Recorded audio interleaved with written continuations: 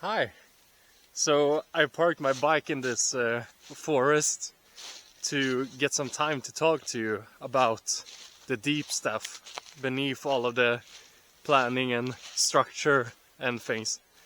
So today I wanted to talk about the act of moving being like a long relationship that's slowly coming to an end, and well, it it might sound a little bit weird, but I think it's actually a lot like that, in the way that it's not necessarily that the place where you live has done anything bad to you. It's just that maybe you don't really feel an excitement about the future together anymore, and like you're growing apart essentially. And I get that in a relationship it's very easy to just be disgusted and get mad when you get reminded about that person. And I think it might be the same when it comes to moving to another place as well, because you move for a reason. Like you don't want to be there anymore, and you probably don't want to be reminded about it the first couple of months at least. But I think that's also kind of dangerous, because if you are too disgusted by everything that reminds you about the place where you were brought up or lived for a long time, you might make bad decisions when deciding where to move next. Because I think if you think about all of the positive aspects about both an ex and the place where you have lived for a long time, there might actually be some, but in the beginning, just after the breakup or the move, you might feel like every aspect of that place or person is bad for you, and you don't want to be reminded in any capacity. But if you manage to admit that there were actually some good aspects about the person or place, you can make better decisions when moving on to the next one.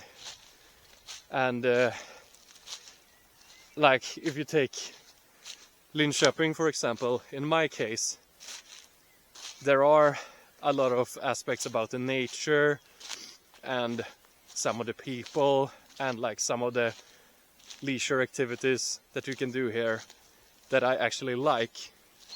But there are a lot of things I don't like, and that both of those things shape the decision for where I'm going next. And I know it's very easy to be spiteful against a place or person that has caused you a lot of pain or tedium, but if you can manage to not hold it against the place or person, I think you are in a pretty good place at that point. And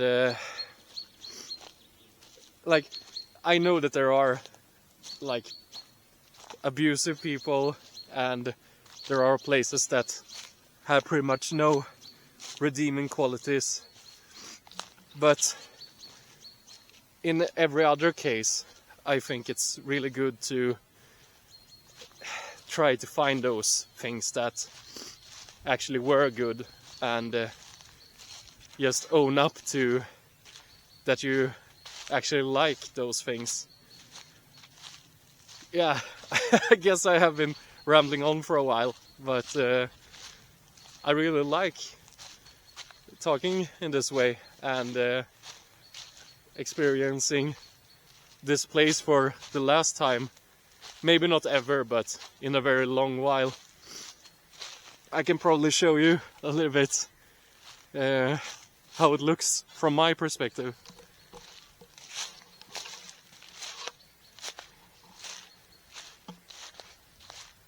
This is like a very bird-focused lake, I would say. It's one of those nature reserves, and I can't zoom out anymore. That's just great. But I think I have found a good clearing here. Maybe I could zoom out, fuck. That's even greater. But yeah, this is one of the things I will miss with this place. Like, even though there are a lot of bad things about Sweden right now, and my town in particular, like, you don't get a lot of open nature like this in Germany from what I've seen and heard. But it's one of those things that I can part with, at least for a while. But we'll see how it goes with like all of the nature aspects. Maybe it's not as important to me as I initially thought. There might be other aspects that are even more important, and I think it's important to stay open towards the possibilities of life not being like the aspects of life that you thought were the most important maybe aren't in the long run, and the only way you will probably find out is by trying something new. And yeah, even though it's terrifying, I think it's good for pretty much everyone to change things up every once in a while. And yeah, it's very easy to get stuck in your ways. I have been that for a lot of years, and yeah, I guess there came that time in life where I just felt that I can't keep stalling anymore.